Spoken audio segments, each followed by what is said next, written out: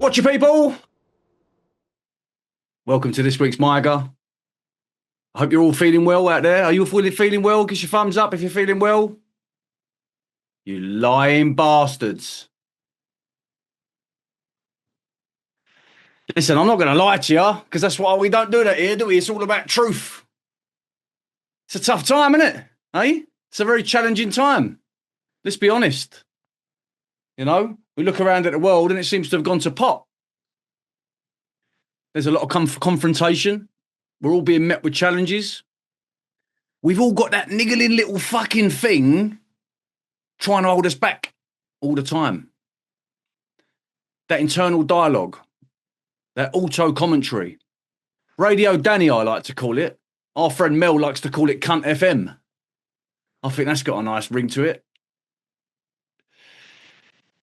The thing is, right, there's many ways we can look at it. Yeah, we can look at it. We can say to ourselves, right, do you know what? This is the way the world is. This is who I am, and that's it. Yeah, these are my cards. There's nothing I can do about it.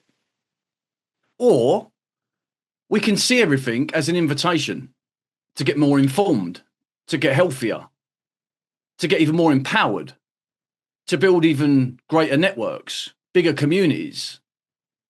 And once we start doing these things, we are slowly building upon our vibration, right?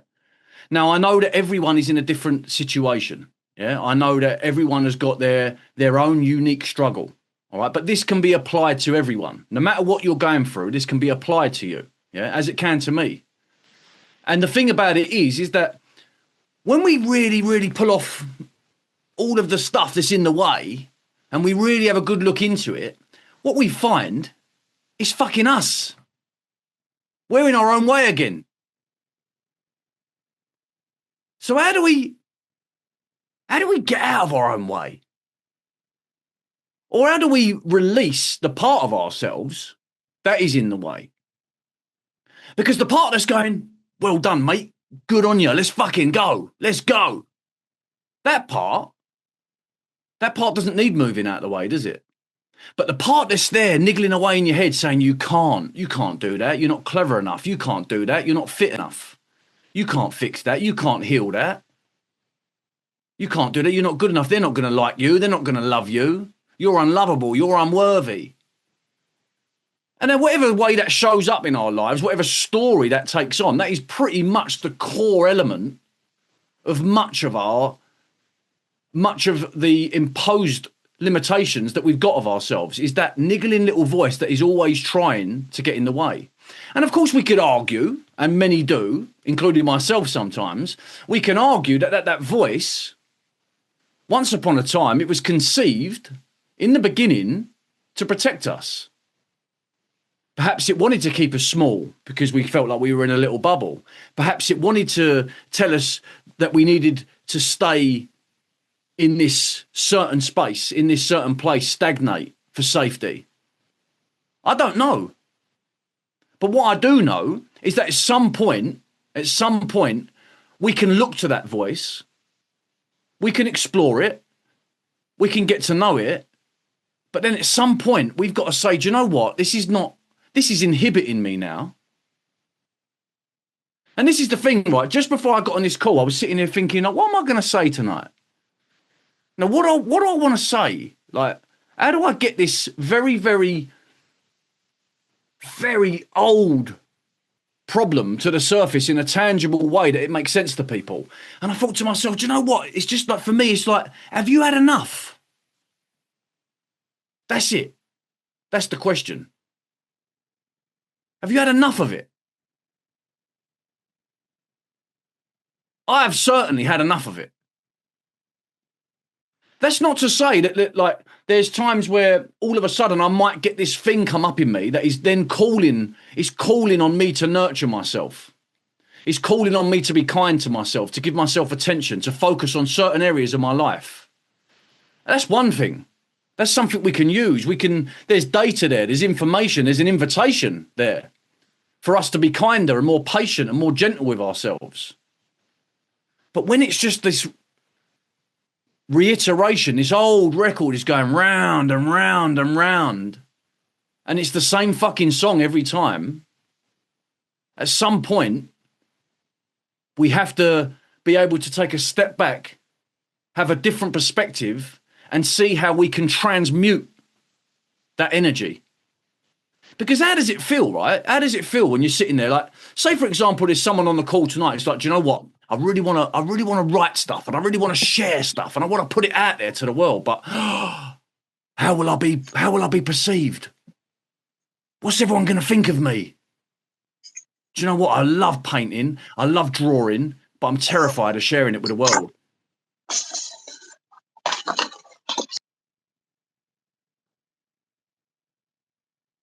Sorry, I was just, someone's mic was not muted. Caught me off guard. Don't fuck around, people. I'll get Neil to chuck you out. We are very, very consumed a lot of the time about how we're going to be received. And if you're not, right, if you're completely not and you've cracked it, come up to the stage now and say, do you know what? I don't give a fuck. Because even me, right, and I'm someone that you can see that there's not many fucks in me given. But there is still that element of me that does something or puts something out there. And then there's this feeling of like, well, I hope people like that. And what that comes from, most of the time, what that comes from is because of our internal world, how we feel about ourselves. Have we mastered self-love? Are we able to make mistakes? Are we able to put our hands up and say, I'm fallible and yeah, mate, I fucked up and so what? A lot of the time, that's very challenging for people. It's very challenging for people to say how they truly feel. Like even on something like this, on an open call, it's challenging for people to come up and say, do you know what? I'm fucking struggling, Danny, tonight. I'm really fucking struggling. That's a challenge for people. It's a challenge for people in their own private relationships to say, well, hold on a minute, don't talk to me like that. Or I don't like the way you just spoke to me. I don't like the way you're treating me. Very often we go through life as adults in this paradigm where we're trying to make sure we're taking care of the other people. Because somewhere along the line, that was our misguided interpretation of what love is. It came with conditions. Conditions on our behavior, on our expression, on our animation, on our self being able to completely articulate ourselves without any censorship. We should be able to shout and scream and rage. Not all the time, because then it's time for perhaps a straitjacket and a padded cell. But we are human beings which are rich in this wonderful spectrum of expression. And we should be able to experience that in all of its fucking colour. And instead, what tends to happen is that we're told, oh, no, you can't say that. Sorry, you can't say that because I don't like that. I'm offended. Well, fuck you. Be offended then. It's your fucking problem, isn't it? What we're trying to do is get to a place where we're able to express ourselves in whatever way we show up. Whatever way we decide to turn up in any given day. We just turn up and this is who I am. If you don't like it, on your bike.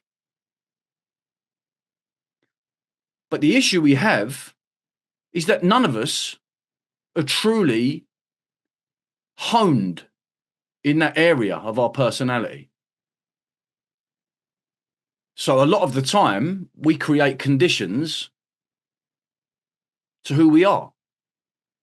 We censor a lot of our output to make sure it's palatable, it's digestible for people. When sometimes we just want to say, do you know what, I've had a fucking enough. And that's perfectly all right. Because look at the world we're living in. I mean, it's on one hand, it's incredibly beautiful and incredibly positive. But on the other hand, when you look at some of what's going on in the world, it is very, very ugly. Sorry, kid. It is incredibly ugly.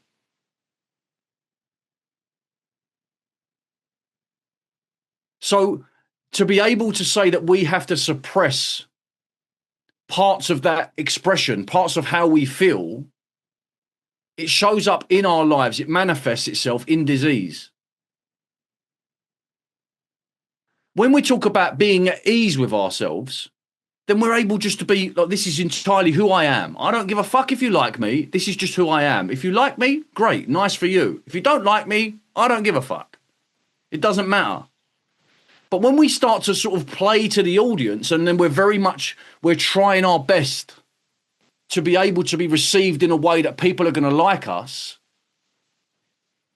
then what happens then is that we begin to act in dis-ease, which is where disease comes from. It manifests itself in our body because we're not able to allow this rich flow of who we are to express itself in all its fucking glory. Now, I'm not saying you have to express yourself like me, right? And I've said this many, many, many times. This is my unique expression. But once we start to uncover who we really are, one of the great, beautiful, powerful things about this experience is being able to completely and utterly turn up with everything. And very often we are still caught in this place where we are married to these stories.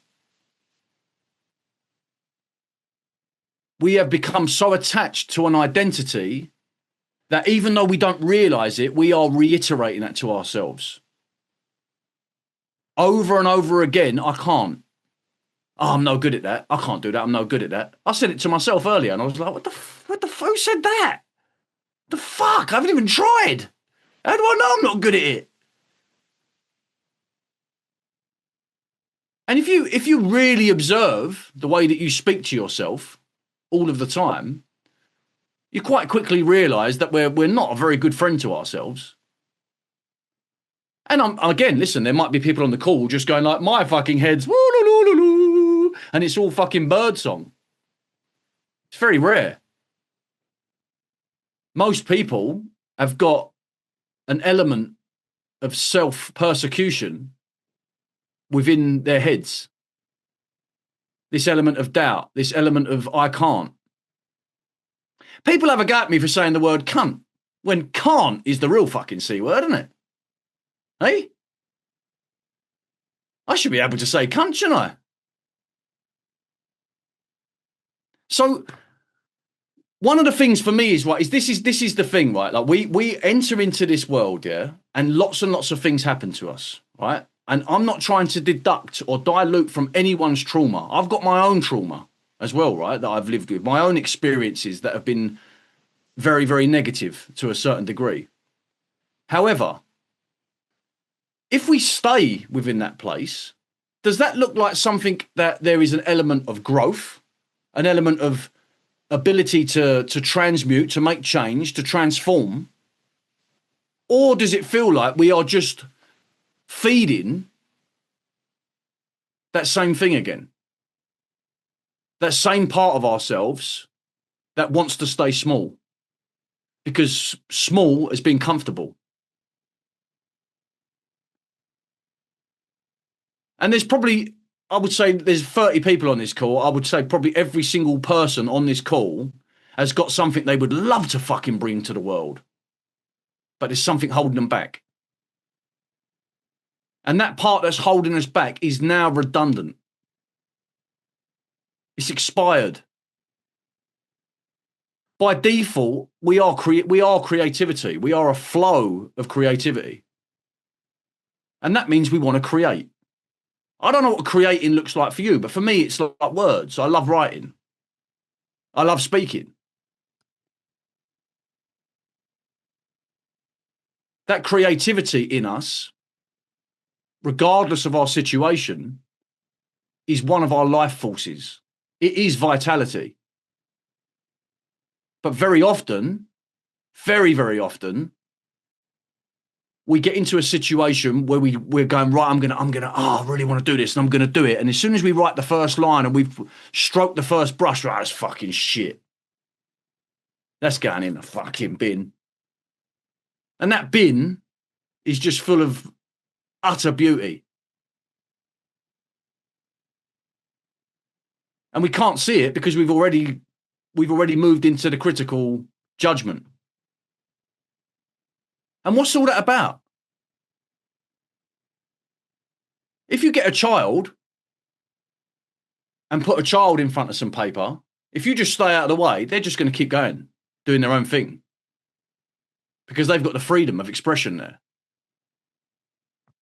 Whereas for us, something comes in. No, that's not very good, Danny, is it? No, you didn't do that very well, Danny, did you? Eh? So one of the parts for me, right, is about leveling up. Yeah, one of the things about that is starting to see all of the things that we've labelled negative, all of the things that we see as our shortcomings, starting to be able to transmute that into an invitation to be able to get a little bit more powerful. And of course, like, this doesn't happen overnight. This is not something we can just straight away just go, bang, yeah, I want that. That's good for me. It takes time. It takes commitment. It takes a lot of diligence in listening and being observant of that voice when it comes in. And you can actually say, sometimes I talk to myself, sit there and I'm doing something, I go, yeah, I can hear you. So I'm not gonna pay attention though. I can hear you. Thanks for turning up. Thanks for that. It's very useful.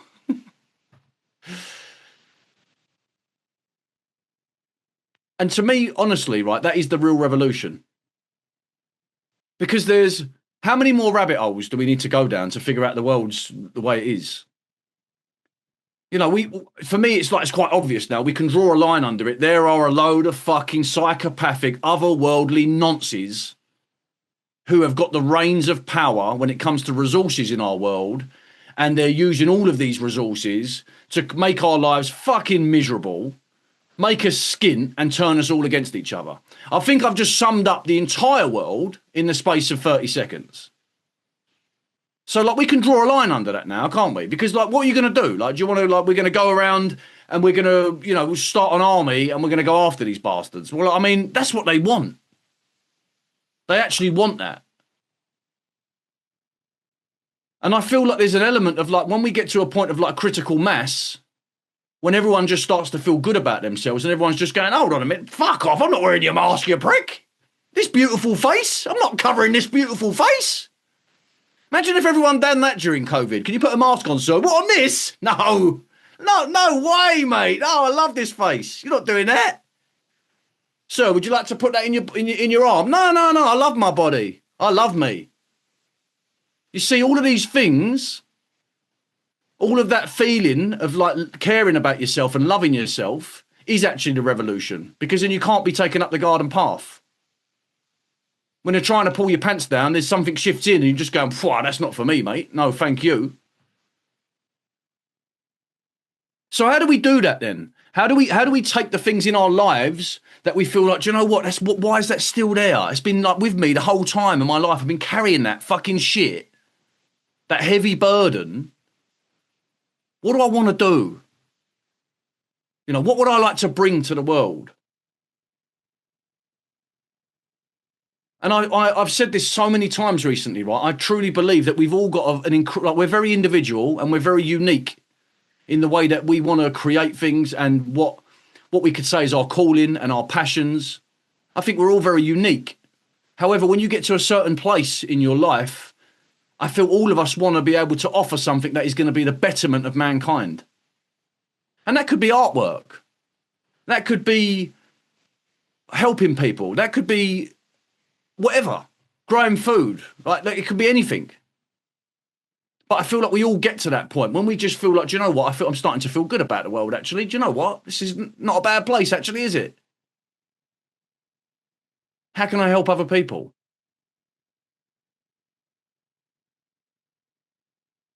So I feel like I've become my own evidence, right? You don't know my life, perhaps, as well as I do. But I can see the evidence in my experience. And what I'm talking about, to me, it's just the way. It's the way. We spend so much time wasted in the drama and the theatre and the distraction and the shock and the sensationalism of the geopolitical arena and the fucking celebrity arena in there wondering what these people are doing and what they're thinking, when all of that time can be used to do the things that we really want. Like, I don't want to, like, you know, put a dampener on things, but life's short. You know, in this physical realm that we've got, this physical vessel, it's got an expiration date. I believe we're going to be pushing that expiration date generation after generation. I'll probably be sitting here on some kind of version of Zoom at 200 years old going, we made it, told ya. All you had to do was drink your own piss.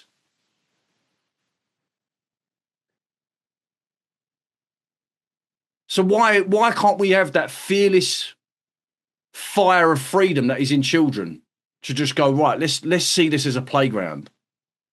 Let's see this as a beautiful opportunity just to create, just to do things that make us smile, the things that make us laugh. And look, I get it, right? I get it. Like, we've all got shit going on as well. I get it. I have got shit going on right now. I had a text message 2 minutes before I come on this call and I was like, oh, fuck. But I'm not going to let it bother me. You know, there's nothing I can do about that text message. There's nothing I can do about the selfish cunt who sent me the text message. They got to carry on being them. And as Ram Dass says, they're going around again, buddy. They're going round again. So I just feel that whenever that stuff happens, right, it happens all the time. Like, if I wanted to turn this MYGA space into a Dear Danny violin fucking show, I could spend the next hour telling you about all my problems. Right, but what's the fucking point? Whenever I see a problem that comes to us, we go, no, that's going to be all right. That's going to work itself out. And you know what's happening then, right? The negative stuff is either coming from out there or it's coming from a part of me that's connecting with it out there. And then if I go, oh, no, fuck, what am I going to do? Straight away, it's got me. And then on a cellular level, on a magnetic level, which is what we are, right? We're an electromagnetic field. We are vibrating negatively then. In fear, in threat, suspicion, lack, doubt. It's all like heavy stuff that you can feel is inhibiting. But straight away, if you go like that, yeah, so what? That's all right. Let's work. Let's take that. Let's take that data and that information and see how I can transmute that now. How can I change that situation? First of all, how can I change how I think about that situation? And once I'm able to change how I think about it, you watch how it starts to shift. If we're a magnetic force, which I feel like we can't deny that anymore, right? Based on what we know about the human field, we are a magnetic force. So surely that means what we put out is what we get back. Now, once again, everyone's in their different place, aren't they? We've all got unique journeys. We're all on very, very individual paths. However that might be that we can have collective similarities, everyone's got their own shit to deal with. And sometimes the shit feels real. And I'm not doubting how real it is and how real it feels. But again, if we're going to keep throwing coal on the shit fire, what happens? It just burns stronger. I said something in the Sunday sermon. I don't know if anyone saw it yet, but there's a beautiful story about these two wolves. And then one wolf is this angry, depressed, rageful, suspicious, threatened, lacking wolf. And then the other wolf is full of happiness and joy and bravery and freedom and adventure. And the little boy speaks to the chief and he says, Chief, which wolf's going to win? And the chief says, which one you feed? And I know that's like a very, very basic way of seeing it, but that is it. In a nutshell, that is it. What we feed is what we become. If we're going to continue to sit there and go like, oh, but my situation, oh, but Danny, you don't understand how bad my situation is. What are you doing in that? What does it even feel like? It just feels like you're just telling yourself that, oh my God, I'm fucked. I'm fucked. It's just going to keep on coming. And I truly have so much empathy for people's situations. I really, really do. But I also know that this, what I'm saying right now, is key. It is absolute fucking key to making positive change. It is the only thing that will allow positive change. And when we start to see it like that, right, is that all of the things that I felt like have happened to me, like my mind's busy. Okay, so I've done things to stop my mind being so busy. My body's aching. Okay, so I do things now to stop my body aching. So because what happens is there's a little push of taking care of yourself. I'm just going to do that because it made me feel good. And then you feel good, so then you want more of that. And then you feel a bit better, so you're going to want more of that and more of that and more of that. And what we're doing is we're starting to pull ourselves into a place where our self-care is all we are. And then our calling, then the instructions we've got, the code that we've got inherent in us, innate in us, the blueprint, when we arrived, that shows up. All of a sudden it just goes bing and you go, that's what I've got to do. The amount of people I know who we've been having these conversations with have all of a sudden just gone, fucking hell, I get it. This is it. And you might think, like, how do I make those changes? It sounds really, really fucking difficult. How do I make these fucking changes? It takes one little thing. It takes one tiny little thing. Just to change a very, very small habit. And then the other stuff starts to shift.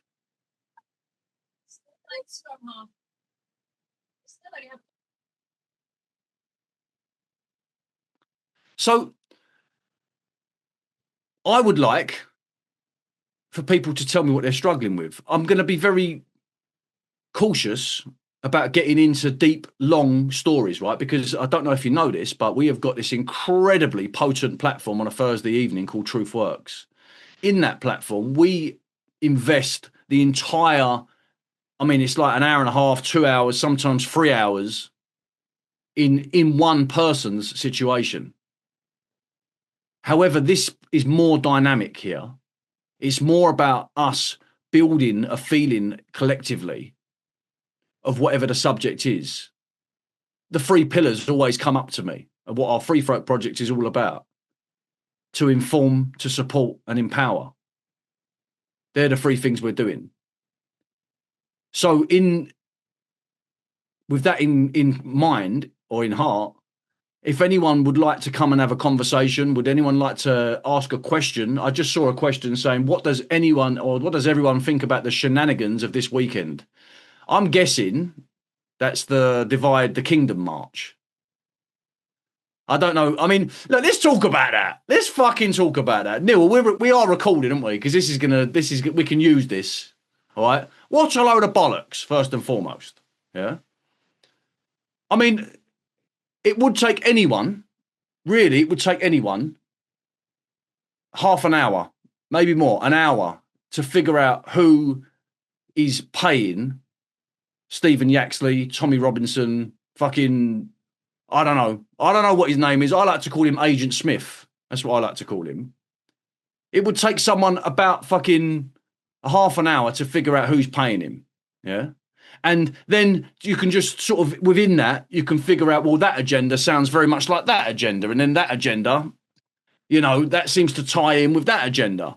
And I think all of it just makes complete sense, doesn't it? Like very, very loosely, and to summarize it quickly, is that if one of the things this guy is doing, his plan that he's serving is really to cause division. And within that division, what we're doing then is we're looking and distracted at who's really pulling the strings. Because this is the thing, right? It's like, yes, look, if there are fucking Pakistani rape gangs anywhere in the world, right? And they're anyone who's raping or pillaging or robbing or fucking doing anything like that should get fucking their karmic judgment. Yeah. I personally believe it's very difficult to premeditatedly hurt people. I don't feel I've got that in me. Yeah. if I was to see something happen in the moment, then I think taking people's heads off is quite comfortable. But in the sense of a premeditated sentence, to me, that has to be putting all of these fucking weirdos on an island together and then letting them figure it out together with nothing, you know, let them eat each other. That's what they deserve. But the thing is if we zoom out from that, right, is that the child trafficking in the world, which is what all of these people are supposedly so concerned about, child trafficking is an elite, synchronized, well-funded, like crazy funded operation, sophisticated operation that we're taking in the types of shipping and containers and whatever else, like really, really fucked up stuff. Now, looking at these inbred Pakistani rape gangs, right, I don't think it's them who are pulling the strings of child trafficking. Yeah, I'm going to say that. I don't think it's them. I don't think they've got the money, the brains, none of it. What it is a smokescreen, because people know this now. So all of a sudden, they're now putting all of their focus and energy over there while it's still going on over here. And they're rubbing their hands together, aren't they? The real people at the top of the pile, they're rubbing their hands together, going, great, look, they're all fighting each other. They're not even looking at us anymore. Wonderful, brilliant. Let's carry on doing what we're doing. And then once they get to the part of it where all of a sudden is that they've created this amplified division, then what does that look like? It looks like civil war. They're rubbing their hands together, waiting for civil war. Because once civil war happens, it's very, very easy for them for martial law to be brought in. And that's what they want. They want to create order out of chaos. That's their fucking emblem. That's their mantra. So anyone who doesn't, I mean, I think people who, if anyone believes that Tommy Robinson or Stephen Yaxley or Agent Smith, whatever we want to call him, if anyone believes that this guy is serving us, and the same can be said for Donald Trump, then I don't think you're seeing the big picture. You know, I don't think you can say that you're someone who's aware of what's going on in the world if you're still very much caught up in that paradigm. And I mean, I watched a little bit of it on Twitter this morning, and it was so cringy. I at one point I was going, oh my God, like biting my hand. Oh my God, that can't be real. Oh my God, that's bad. At one point there was about 8 or 9 people on stage and they were singing You'll Never Walk Alone, which is a beautiful song when it's sung correctly. And there must have been 8 or 9 of them all out of key. They were all singing different keys, and like it was to the point where even fucking Agent Smith, little Tommy, even he came up and went like, "Oh, guys, like," and I mean they're sharing memes of like Shakira concerts where there's been hundreds of thousands of people, as if it was that march. I mean they're lucky if there was 50,000 people there, which is great for us because it makes everyone realise that many people are seeing it for what it is now. You know, very often what it does is it gives Tommy 10 names, it gives him more money to buy more Stone Island and more fucking cover, and it gives his little son, you know, more money to go around buying the shit so he can be part of this fucking celebrity culture. So look, again, I always see the positives, right? Forgive me if I'm just ultra optimistic. But like, I think we need these fuckers to a certain degree. I will always call them out because that's who I am. But I think we kind of need them to become such a pantomime, such a parody of reality that people start to go, fucking hell, mate, is this even real anymore? And then when you get to that stage, you just go like, this is, I've got to be tripping. I must be tripping. That's when we start to ask the right questions. That's when self-inquiry becomes the forefront of our lives. As it should. So I've got a hand up. So I'm going to bring this gentleman up. Oh, it's Mel. Hello, Mel. You're muted at the moment, mate. Oh, and I'm muted. Is that right? That's it. How are you, mate? Yeah, I'm all right, mate. I was the one that put the weekend shenanigans, mate. God, was you? what a theatre. That's all I can say. Oh, my goodness. Yeah, I mean, it's like one of the things I often try to do is I try to steer away from fueling it anymore. Do you know what I mean? No, I'm not trying. By I ain't talking come about on it here too to much. fuel it, Danny. No, I know. But what I'm saying is, like, even for me, like when I was looking at it, like I'm sort of like I'm half like I want to call it out, and I'm half sort of like, well, should we just ignore it and hope it goes away? Is it like that sort of like annoying fucking person at a party? We just going, I'm just not going to look at the cunt, and soon he's just going to go away. But I also feel like there's part of me being in the role that I've got in the world. It's almost like some kind of alternative journalist. I feel like there's an element of social commentary that needs to be talked about as well, right? Wow. Yeah, that was a very good display, wasn't it? Do you know, at one point I saw this. I saw this one thing, right, and I was like, I see a few things. Go on. I was literally, I was watching this thing, and I was like, no, that's AI. I said, like, that has to be AI, No, it weren't. right? That has to be AI. I said, there's no fucking way that's real. Yeah, they've got this Asian dude up on stage, right, like playing a cello, and the cunt is putting pieces of rashers of bacon on himself. Yeah, and the crowd are cheering because pork is haram in Islam. So that's their way of insulting a religion of people's choice of religion by putting pieces of bacon on themselves. I was like, and I saw it and I was like, no, that's someone's made that up. That can't be real. And it was fucking real. Yeah, old geezer, what was it, Trooping the Colours and all that, he got nicked proper sharpish, didn't he? And then later on he was all right and he started talking.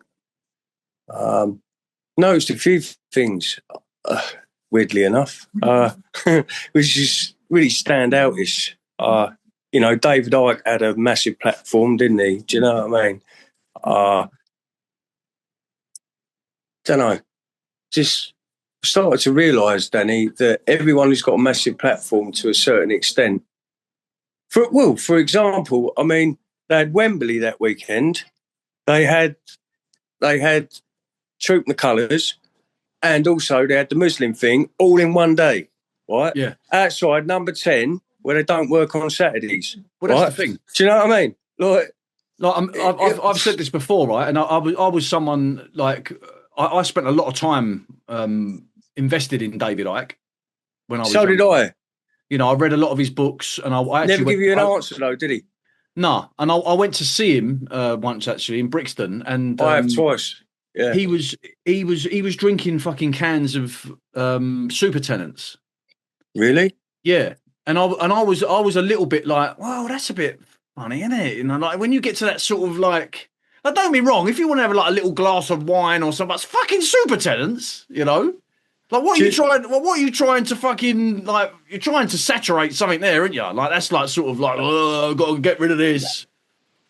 And so one of the things that I've said many times is that if I was gifted with an audience of hundreds of thousands of people in front of me, or even like yesterday, 60,000 people, I would just be like, listen, is everyone serious about, like, very calmly, is everyone serious about revolution? Do you all really want to like kick this off today? Let's get this started. And I would call the top copper onto the stage and I would just say, listen, mate, this is going to go the good way or the ugly way. We're going to walk down to the Houses of Parliament now, and we're going to get into the building, and we're going to sit on a Saturday when no one's there, until something changes, right? Yeah, and none of them have ever done anything where like there is never any sort of plan, and there's never any sort of like practical next step. Do you mind if I ask your audience, Danny, your audience? It's not fucking Who Wants to Be a Millionaire, Mel. No, but, I'll find a friend. No, on a serious note. 50-50? Yeah, all right. I'll do 50-50. I'll just be intrigued just to think what, the people who are here today would think what, because it's all good on Facebook. They've done this, they've done that. We'll see, don't we? Because it's happened loads of times before. What changes? Nothing. What really does my nuts in, the precipice of it, the point of it, okay, is why people feel like that they've got to go and do that. Like they're already submissive to the regime because they're going there asking. This is what they want. So they're giving their power away on a route that's been predetermined by the police. Yeah, obviously. You know what I mean? But I don't understand the psychology. But I think it's because really. I think it's because we're a few steps further down the path, aren't we? Well, I don't know. I don't know, mate. Well, we don't seem to be able to. Well, if that's the case, then Danny, nothing seems to change, does it? These people are a few steps down the path, as you call it. Like, I think there is change. What? There's change all the time. Like, because I would say, like, if I look back at that first march last year, and I would say, like, it seemed to me that I got a hell of a lot more backlash at the time when I was going, like, fucking hell, is anyone going to this? Like, you lot fucking mad. The backlash I got from people really was massive. And now it's getting less and less and less. I get a few stalkers. There's a few stalkers that follow me or don't follow me, actually. They just watch my videos, and when I say something about Yaxley, they jump on me. But it's getting less and less. Stephen Yaxley. The attendance is getting less and less. It's like Elton John, isn't it? He's got a stage name. And it's become common knowledge, but because he's putting that narrative on, that is stronger. It's like a cognitive dissonance, isn't it? They'd rather believe that. Help me out. I can't explain what I'm trying to say.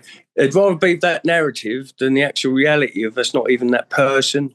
Like, it's an imposter. It's paid opposition. I mean, if you can't see that, then once you get to that level, that's very much when people go like, how can they not see what's going on? It's just like, well, like, if you think that people have grown up their entire lives, they've been indoctrinated, that doctors are there to take care of them, that governments are there to support them, no, they're not. Stuff. Of course, we know that, but for some people, it's sort of like something they've already always known. I felt like I've always known it somewhere in me. I feel I have, yeah. Right. So when it's someone who's like got no fucking idea whatsoever, and all of a sudden it goes ping and that bubble bursts, that's a lot, mate, for people. That's a hell of a lot. I know, Danny. And we get classed as having mental illness to point out some... Oh, I'm fucking completely mental. Mate, if that's what it means, then I salute you, sir. I'm off me nut. Do you know what I mean? It's... don't know. I guess it's just different types of people, maybe. But I think we've always got to zoom out, though, Mel. Right? All of us have got to zoom out, and we've just got to see that, like, if for example, like we've been in this 6 years now, since the pandemic. There is so many people who have woken up since the pandemic. So many, you know. The pandemic had an incredible effect on people in a positive way, you know. Yeah, and in a negative way as well. Yeah, sure. Both sides of the coin. Of course, but like as you know, it's always the same thing, isn't it? As one side gets more negative, we get more positive. As it gets more negative, we get more positive. So yeah, for real. It's just this is what we're doing. We're taking complete responsibility of our part in all of this, and just making ourselves the best version of ourselves we can be, and then we change the world through us. That's all we can do, innit? Yeah, that's it. I mean, I could come on here every week and say that one sentence all the time, and then just say bye everyone, and then that's it. Job done. That is literally it. Do you know what the maddest thing is? So, if you don't mind me saying, that is exactly how it's got to be done. But it's so hard to believe. The concept's so difficult to grasp. This is only my opinion. That we're indoctrinated from school. You know, from infant, junior, senior, all the way through to have this mindset of like, well, we can't do nothing about it because that's them. And then you've got the other side of it is, look, they're government. They govern the mind. Like they're there. But on parallel, we're trained, or I don't know what the word is, programmed to think that we can't do just that. Do you know but what? If everybody does it, it would change in an evening, I think. But as you were just saying that, what I was just about to say, someone's just put in the chat, right? And I know that's exactly what you're saying, is that every single one of us are living under this indoctrination about what can we do about it? Little old me, I can't do nothing. We can do everything about it. Of course. At the end of the day, fundamentally, we're energy. So if we're telling ourselves that fucking story, oh, what can I do about it? What the fuck is that? You've disarmed yourself. Completely disarmed yourself straight away. You've lost your power. Power's gone, mate, as soon as you say that. I know. Whereas I'm like, I'm going to change the fucking world, mate, and I don't mind saying it. Well, yeah. I said that in my own little nut. I said to you the other day. I texted my dad last night, funny enough, and I said, did you see what went on last night in London and stuff? He went, yeah. He goes, what do you think of it? I said, be the change you want to see, Dad.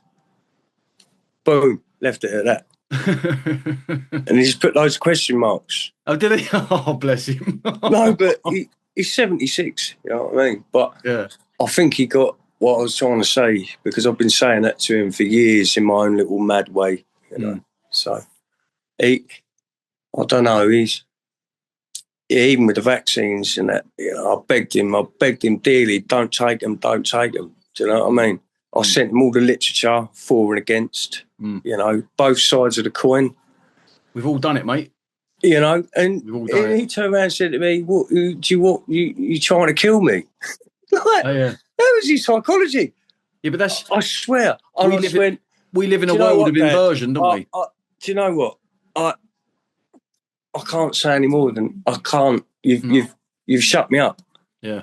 But now he's built me up going, do you know what? You were right. You were right. I wish I'd listened to you. I wish I'd read them. I wish I'd done this and that and the other, because he's been really poorly. Ever since pancreatitis and all sorts of different things. He was never a heavy drinker. And he goes, oh, you were right. I said, no, Dad, I weren't right. You know, I didn't come up with it in my own noodle. It was just all the information was there, and I sent you it, both sides of the coin. Yeah. And now you're telling me you didn't even look at either. Yeah. You just believed the narrative. Yeah, but my dad was saying to me that a few days ago. He was sad, man. Sad.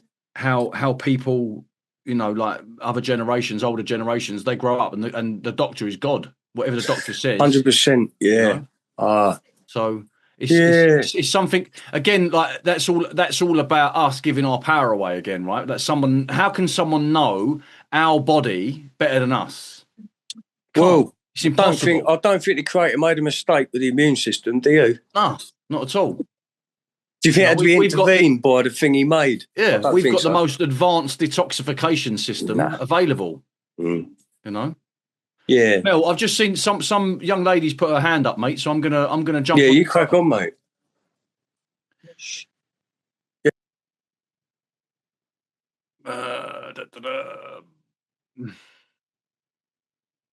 You need to turn your camera on, Kate, whoever you are, because it's you. If I knew it was you.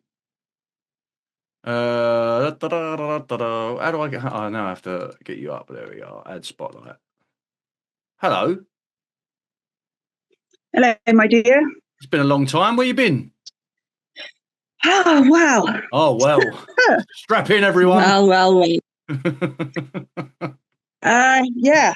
I think, well, when you said about come up if you're struggling, I wouldn't say that I'm struggling at all. I'd say that I'm in a really, really, really, really good place. But if you want to call something a struggle, I might say I'm just generally struggling with people. You've always been struggling with people, Kate, since I've known you. Kate prefers, she's like me, she prefers dogs. Yeah. I've got to the point where I think, so for the last years, I think I've obviously gone down every rabbit hole possible. I've gone down every emotional experience possible. And obviously exactly where I was meant to go. I was meant to go down all of this, you know, and it was meant to bring me exactly where I am now. And I get all of that. But I've gone down all the whole, let's all be light. And I've gone down all the spiritual path, and I've delved into all of that kind of stuff. And I have genuinely come to the conclusion that it's all bullshit, and I don't mean to offend anybody. Pretty much, yeah. I don't mean to offend anybody. Like, I just think that the spiritual world is bullshit. The every world is bullshit. The only world that we need to focus on is the ones within ourselves.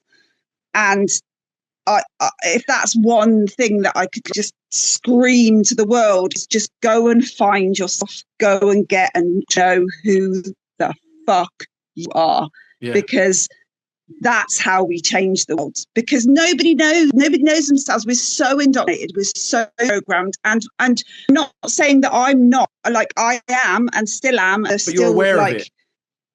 Yeah, that's the difference. But I'm bringing myself. I'm holding myself accountable for the wrongs that I've done, that I still do, and I want to change that, and I want to change. And I know you. It's like a pond. The pond is stagnant. Stay still, you're stagnant. So everybody needs to be like a friggin' river and just flow, and change, and just stop. Like, the other thing as well is I followed so many people,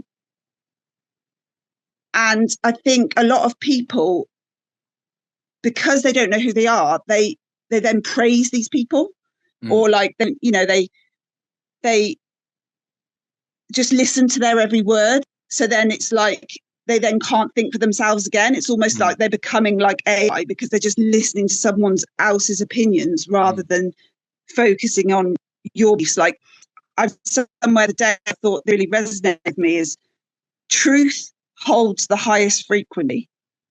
So be true to yourself, because then that will heighten your frequency. And I was like, boom, yeah. How many people can be truly truthful themselves? Like, and I think that's where I got to with the point people now is can't listen. I can't listen to shit anymore. Like, I for example, like, sorry, my alarm's gone from my book. I was walking in Worcester today, and I was like, I can't do it. I had to leave because I was like, I can't do it. And I, like, it's a town that I loved. I grew up in that town. I had many nights in that town, and I got in, but I had to get the hell out of there because I can't. I don't know if it's just me, but you're breaking up a little bit. Your signal's not too great. Sorry, can you hear me? Say something. Living in the countryside. No, yeah, you're breaking up.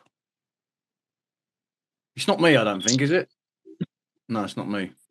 You get closer to my internet. Can you now? While you're doing that, then one of the things I'll just jump in on, right, is that the thing is about like what we can say. There's two types of spirituality, right? There's what you could say is like real, authentic spirituality, which is what we are by default. That's our factory fucking setting. And then there's this very, very superficial, synthetic, like man-made, manufactured spirituality, which says you have to be like this and you have to follow this, and it's like, what? That's fucking ridiculous. So I feel like one of the things is that it depends on, like, if you're going within to yourself, then you are just by default, we are spirituality, right? We are walking, breathing spirituality. It's just that once we start looking to what someone has written down as a doctrine of spirituality, then to me that is just someone else's opinion on what they believe spirituality is. Can you hear now? Yeah. Did you hear what I said? Yeah, no, I totally agree. But yeah, I guess that's kind of what I wanted to say. I was struggling with people, and just I can't even. For example, a friend of mine was like, "Oh, have you watched the latest film on Apex?" I don't know if anybody knows about this. I put it on Netflix the other day. It's a kind of horror film. And I can't even watch programs anymore because I can see exactly what it's trying to do and how it's trying to shape us. And it's a film basically that you are going on adventure because someone in Australia is going to try and kill you. And it's just like, I can't watch it. Quit. And I'm just sort of like, yeah, that's where I'm at. Yeah, I mean, look, So I think there's probably many people who would resonate with what you said. You know, that we are. It's because we are very. Yeah, it's a beautiful sign, Kate. It's a really really positive signal of really. It's a like self love. You know, because you're not. Before we would have just gone through this, wouldn't we? We'd have gone through the fucking, just gone through the fucking process, and I'm sitting there. This is my mate. Yeah, these are my mates, and this is my family, and I've got to sit and, you know, this is my fucking death sentence. This is my life sentence. I've got to live with these cunts. But now we're saying, do you know what? I feel this is not good for me. I don't want to hear this. I don't want to talk about this. I don't want to hear this shit. I don't want to see this. So to me, that's a really, really positive reaction to what we can say is like a very, very superficial and meaningless existence, which most of us have been living under for so many years. And now we're starting to wake up and go, do you know what? That's not going to work for me, mate. I need something that's really it's going to give me meaning. It's going to give me purpose. And of course, sometimes you like to watch a shitty film or a fucking bit of football or a bit of boxing or whatever. That's fine. I don't care what anyone does. You know? yeah, I can't watch anymore. I watched Ron Chelsea yesterday, and I was like, that was so set up. I can't even watch stuff like that. And it's like the only thing I think I'm turning into a bit of a critic and or a hermit, which is fine. I'm all right with it, but oh no, do I really want to sort of be just old me sitting here like by myself and stuff like that? It's just Like I think, like, again, many people probably on this call would feel that. Like, it's like, wow, there's no one around who I get. There's no one who, like, we turn up to these places because we feel like people understand, like there is a certain element that we're all on a similar page here. But I think probably asking lots of people, you could say like, have you got mates like that you can talk to, like in the real, in the physical world? A lot of people haven't, you know. And I just think, like I've said this so many times, we're fucking early. We're early. Still, people are still going to Tommy Robinson fucking marches, for fuck's sake. I know, yeah. You know? Yeah. That's where we're at. Yeah, but then there's still, I like friends that are like aware of what's going on and stuff, but then also living in tremendous fear of, like, I don't know, us being starved out or all these terrible things that are going to happen. Didn't we all have to go through that? Yeah, I guess. But I think what I find difficult is that I thought that maybe those people were already there. And then it's like they've gone back. But is that the fear base? I'm not criticizing them for it, and I've been there and tried to hold together for people. But then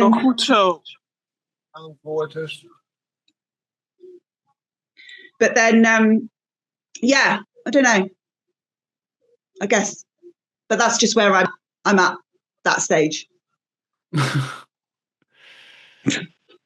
Yeah, I mean, like I say, I think it's a positive stage. I really do. I think like whenever we get to a point where we're starting to realise that we see things differently to a lot of people in the world, then that is very often a great place, a great foundation to lay for finding the people who we're supposed to spend time with. You know, to be able to find more like-minded, like-hearted people. And this is one of the reasons we have these spaces, right? Is because we're trying to bridge that gap of division. Because that's happened on absolutely fucking steroids since the pandemic, you know. Like, not only is there like, oh my God, they're vaccinated and we're not vaccinated, so that's another big fucking pile of division. But also a lot of they created incredible amounts of subliminal and subconscious threat and suspicion in society. And they're constantly doing that. They're reiterating that all of the time. So people don't actually want to go out their way to meet people because there's that element of like fucking fear there. Like, oh, I don't know, like they're going to rob me or they're going to kill me or, you know. So I think we're now having to sort of fall back into these feelings of like having real trust that we are protected. You know, that we really are protected. And I truly believe that. And we spoke about this on. When was it? I think it was on Truth Works on Thursday night, and I think it was with Mel actually. And he was saying about how when he goes into a cafe or into a public space, he wants to sit with his back against the wall. And I was always exactly the same, right? And I used to go with my pals. We used to fight to who gets to sit their back against the wall because we was all like petrified of someone coming in and stabbing us or whatever mad other story was in our head. But now I feel like I've got to a place where I don't even think about it anymore because I believe I'm protected. So do you see, like the shit, and that I know that is because I've invested in my own self-love. So all of these things all of the answers and the solutions that we're looking for, very often, it's really, the question is, do I love myself enough? Yeah. And I think, like you say, I think the trust is the biggest thing. I think I've always tried to control every situation and every outcome of everything. And that always brought like a high amount of stress into my life because, you know, ultimately you can't control the outcome. I mean, to a degree you can, but like, obviously, you know, if you're looking at the bigger picture, I personally believe that it has all been mapped out for us and we can't control the outcome. And that has really helped me just surrendering, I think, just surrendering to the fact that, you know, what will be will be. But it's another really difficult thing because I think when it's programmed into you from such an early age, trying to just say yes to everything and just surrender to the possibilities that you are protected and that you will be okay and it's all just mapped out for you is one of the most difficult things I've had to go through and do. But the truth of the matter is that when you do, beautiful things happen. Yeah, I mean, the Buddhists have a wonderful phrase for it. They say, "Let go or be dragged." And I truly feel like that again is it's a simple thing that we could just try to get our heads around. It's like, well, we're going that way anyway. A lot of the time, you know, like of course we can position ourselves and prepare ourselves and build upon the best version of ourselves and always invest in that. However, like a lot of the time we should be seeing it as an opportunity to be playful and take away the seriousness of it and the sternness of it and the expectation and the agenda. And just kind of going with it, you know. And I know I sound like a broken record, but like the thing really is self-love. That's the answer for everything. As soon as we all start to love ourselves, then we start to be happier within ourselves, which then starts to shine out through us, which means that we become better people in the world, and that has a ripple effect. And then there is an incredible amount of shift that goes on. I think that's what people find difficult, though. I think people find the self-love difficult because, you know, like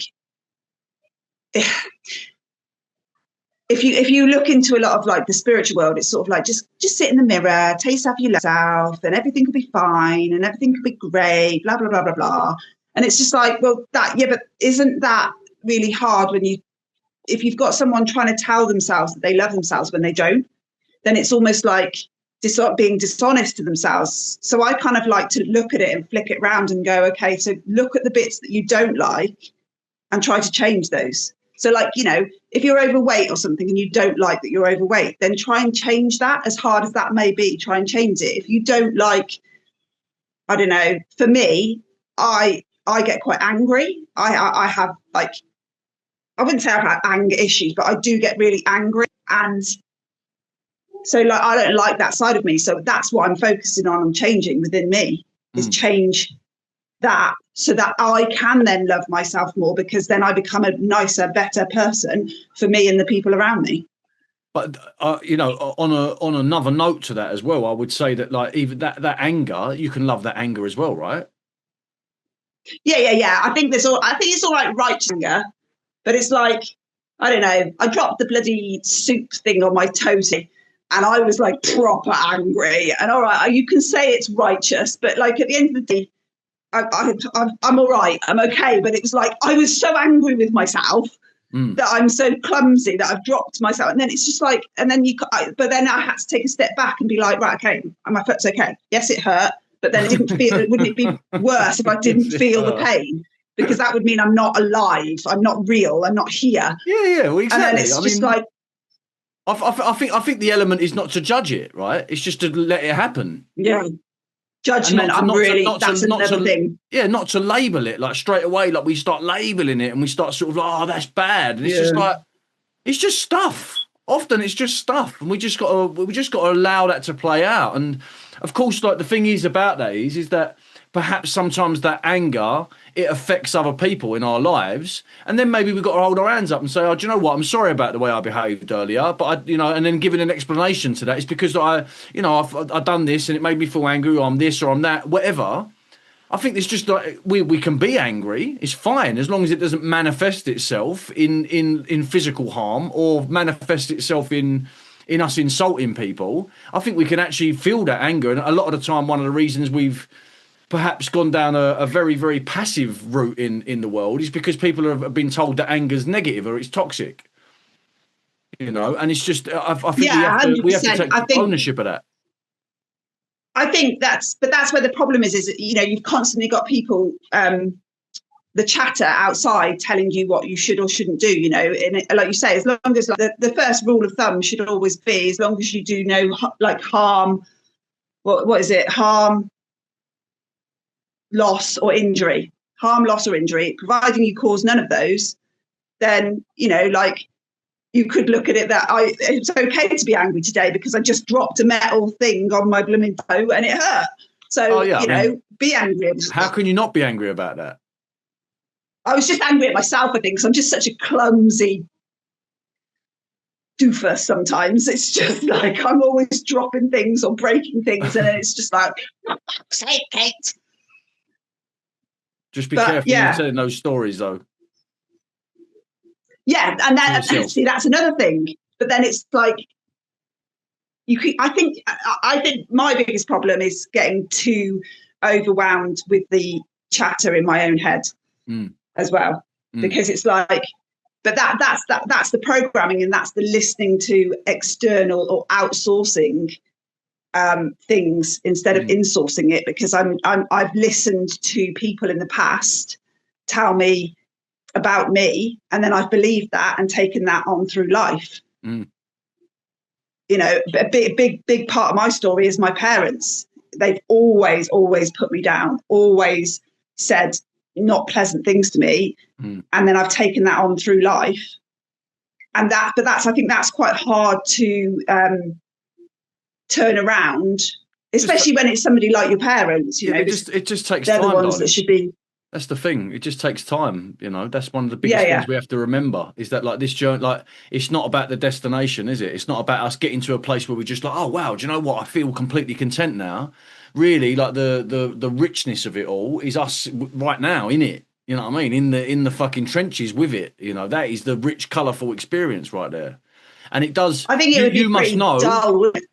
Yeah, but you must know, you must be able to see, because I can see it from you, because I've known Kate for many a moon, and you have obviously gone on an incredibly positive trajectory, So there is change. It's just sometimes when you're in it, it's hard to see that from the outside, isn't it? So if you see it from a different perspective, it's like, wow, what an incredible transformation. So that's only now. That's only in like the last sort of like few years. Imagine what it looks like in 20 years. So I just feel we're already doing it. Very often we're already doing it, and we don't give ourselves enough celebration of that. We're too busy going, oh, but I have to get to there, and I have to get to there, and it's like, let's fucking enjoy this, mate. Like what we've turned around. Let's enjoy this right now. This fucking addiction that I've overcome, this depression I've overcome, these crutches I've overcome, these toxic relationships I've overcome, this dysfunctionality I've overcome. All of these things, they need celebrating. And I think the more we celebrate them, again, it's another act of self-love. Like, yay for fucking me. That's what we should be doing every day. And that's what I tell myself, when I sit here and think like, God, I'm on my own. Am I feeling lonely? I've obviously got my kids. And then I sort of question it, and then I just remind myself that actually, no, this is where I'm meant to be, and it's just another part of my journey, and I'm just discovering myself. And absolutely, absolutely.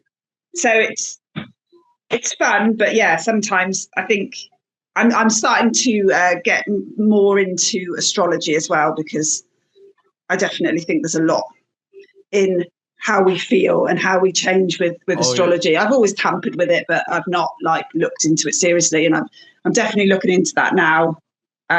Maybe even if it's just to give me an explanation why I get so angry, and I'm like, it's the moon. It's fucking the moon's the moon's fault again. Oh. You know, I mean, one of the things is that like I truly believe in my journey that there are no coincidences at all, right? And so, like when you say that you sort of think like you feel to yourself that you are where you're supposed to be, I don't think there's any doubt in that whatsoever. You know, and I know again, right? There's people probably on the call who are just going, but my situation's fucked, and yeah, maybe it is. But ultimately, like, there's always something for us to take from that. You know, and like we could say in like the most basic form, fundamentally, like when we hurt ourselves when we're kids, like we learn something from that, don't we? Straight away we learn. Like we learn from these mistakes, and it doesn't change when we get older. You know, the mistakes just sometimes take on more of a fucking story, but it's the same. We're just learning. I'll tell you a quick story. I've had health anxiety for the last, I don't know, 3 years or something like that, quite badly. And well, you think everything's wrong with I think health anxiety is really difficult when you know what's going on in the world and you know the big pharma things. It's even worse in a way than like if you've got health anxiety and you're part of the Western world. Yeah. So that obviously like having that then makes me not want to go to the doctors. It makes me not want to do certain things. But anyway, I've cut the story short. Basically, suddenly about 8 weeks ago, got really bad heartburn. Never experienced it before.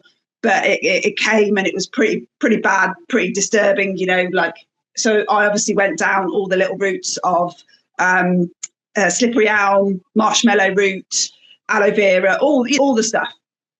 And then it got to about 3 or 4 weeks and I was like, I'm going to have to go to the doctors.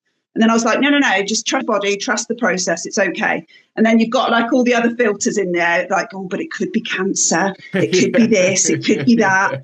And then always cancer. And then like especially at night, I'd lie on my lie down, and it got even worse and worse and worse and worse.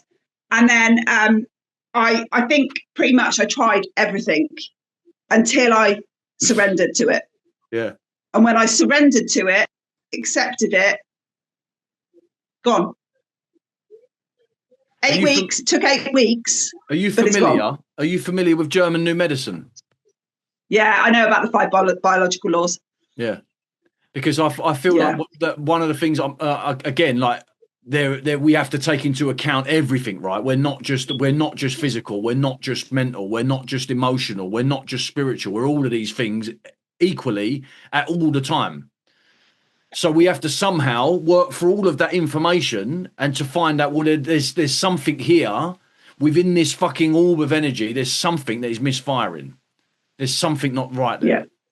And I feel like that again, once we can do that from a neutral perspective, and we're not so much sort of like, well, I have to figure it out, and oh my God, like straight away, if we're doing that from a like the ignition of fear, straight away, oh my God, it's cancer, it must be cancer, and I'm trying to work through it. Like when you said you've got health anxiety, like I laughed my head off, and I can see people else laughing because everyone's feeling exactly the same at this day and age. We know well too much, mate. Well too much. I've got a bollocks like that full of microplastics. This big. My bollocks are full of microplastics. They're not really, but that's what I've been fucking told. I'm 1 part man, fucking 10 parts heavy metal. You know? I'm fucking AC/DC, baby. I'm Metallica. That's how much heavy metal I got in me. You know, that's that's what we've been taught. And again, I believe that is another psyop coming through the back door to get us all into this place where we're hypochondriacs and we're so like, we've lost the trust, we've lost the fucking connection to our body. We are fucking God, mate, walking around. We are God particles. When we tune into that, mate, there's nothing we can't fix. Nothing. So I would just always, for me, it just come back to that and just sit myself in that and go, do you know what, right? If there's stuff that's going on in my body right now, I can change that. The minute we say that to ourselves, something changes. I'm not saying if you're watching this and you're sitting in the audience and God bless you, you've only got 1 leg. I don't know if you can grow your fucking leg back. All right? I don't know that, yeah? Maybe you can. Maybe there's a way to do that. But what I'm saying is something will shift as soon as we get on board with that we are all right, you know? So I got a bit But carried yeah, away. well, I think the alternative world has got a lot to answer for. It's just as bad as Big Pharma. Fucking Because big I time, think mate. Big time. it's put so much like, and I think that's part, like, again, part of my journey. You know, I've stepped down every modality there is. I've done this diet, I've done this like cleanse, I've done everything.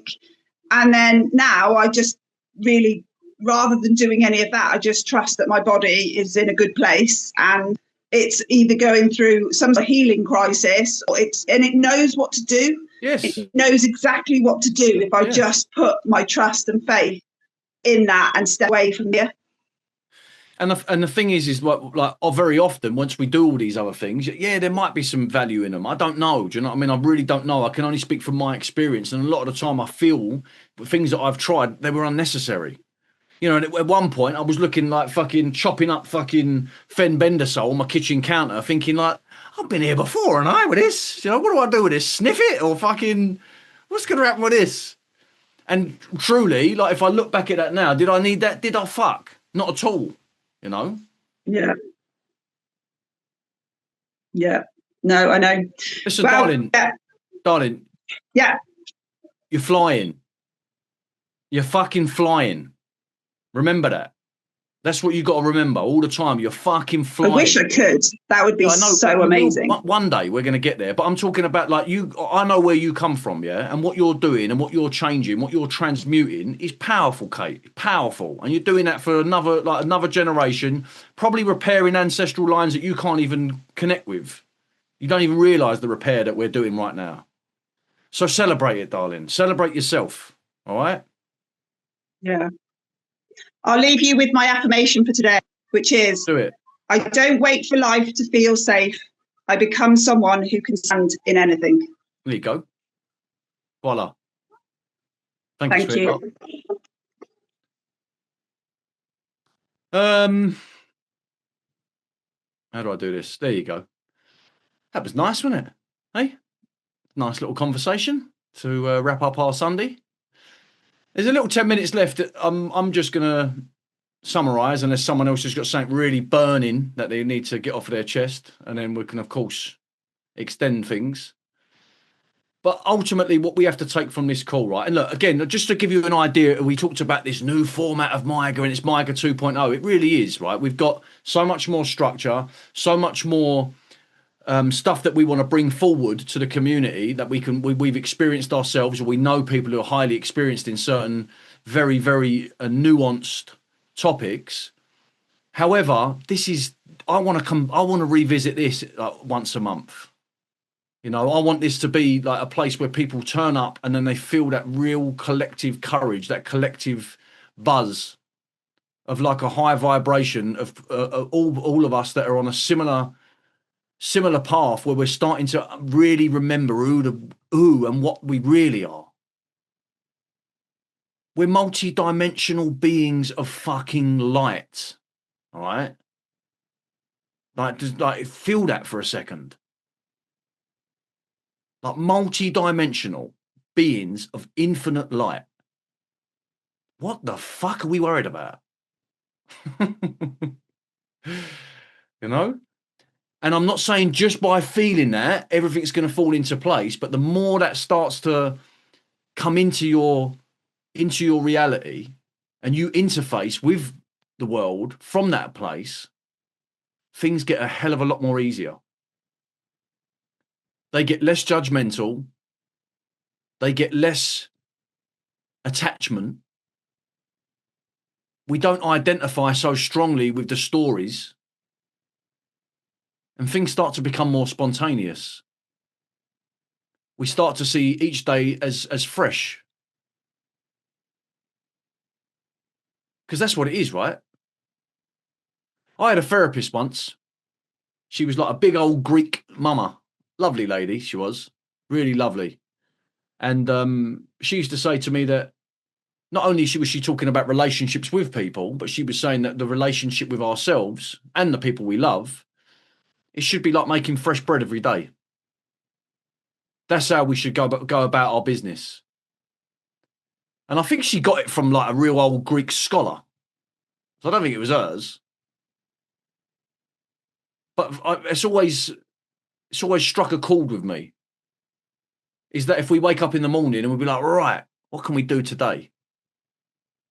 And I promise you, like I've struggled, yeah, like as much as anyone else.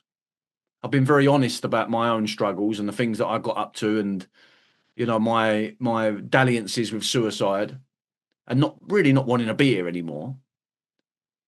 And now I'm so happy to be alive with all the shit that's going on. And my head's not buried in the sand. I see everything. I'm aware of everything that's going on in our world, all of the ugliness, all of the cruelty, all of the shit, all of the fuckery. And yet, with all of that taken into account, I still see this as an incredibly exciting and positive adventure. And sometimes people just need to be reminded of that, you know? And I don't like get off of this call and go, oh no. You know, I'm genuinely like this most of the time. And I feel that it's only because I'm investing in my own self-love. That's it. There's no magic going on here. I'm not a special person. Of course I am incredibly special, but I'm no more special than anyone else.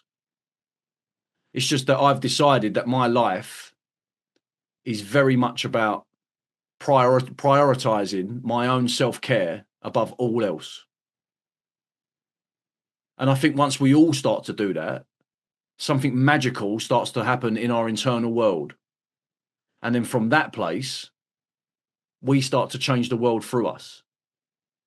And I would have thought just those sentences, they feel very logical to me. They feel very pragmatic.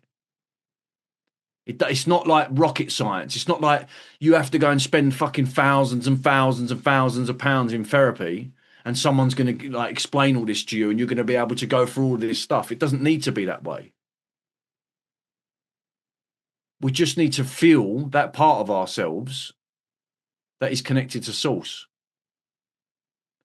And very often, the key to that is reminding ourselves about self-love. To be kind to ourselves, to be gentle to ourselves. To stop being so fucking hard on ourselves. You know? Because most of us are. And it's a fool's errand, isn't it? All we're doing is we're just feeding that part of ourselves. It's just going to go round and round and round and make us even more miserable. So your homework this week is to feel good about yourself. You know? Even go one step further. Sit down and write why you love yourself. Come up with 10 reasons why you love yourself. It's fucking hard work. It's a hard thing to do when you first begin. But putting that into practice, it then starts to change the record. It starts to open up a different bandwidth. We're not going to be looking at the negative parts of ourselves right now. We're going to be focusing on what's good about us. See the good in ourselves. See the good in everyone else as well. Because you wouldn't think it by looking at the media, but the world's actually a beautiful place and there's beautiful people in it. It really is. But we're constantly reminded by these fucking things how bad the world is. So just to wrap it up, right? I don't know if anyone knows this, but we are a donation-based organisation. So we survive a lot of the time based on people's donations. And big thank you and very, very grateful to the people who do donate. But if you have the facility to be able to make a donation, then please do, because it really does help us continue to operate and to continue to transmit what we're doing to the world. And we've got a lot in store as well, as I'm always saying, and we're trying our best to materialize it. So every little helps, to coin someone else's term. And next week we're going to be doing a really, really beautiful MYGA session on EMFs, which are the electromagnetic fields, and how they react, how our bodies react to those electromagnetic fields, and what we can do to be able to support our body in detoxifying that, and to be able to protect ourselves a little bit more from that very, very insidious and predatory hidden force that is sometimes affecting us more than we know. So if you like a bit of that, come along, and we're going to get into the technical stuff next week. There's going to be some stuff which I would imagine would be very beneficial. And if I can do it, anyone can do it, because I am an absolute tech phobe. So I'll be going through what I've done and places where you can buy certain things to maybe hardline your internet, and maybe look into what's around you in your local environment and seeing if that can be beaten into submission. Anyway, people, thanks for showing up. It's always nice to see you all. Thanks for the people coming up and having the courage to join me on stage, and I appreciate the conversation as always. And we'll see you next week on MYGA. Much love, everyone. Have a good fucking week. Make it a powerful one.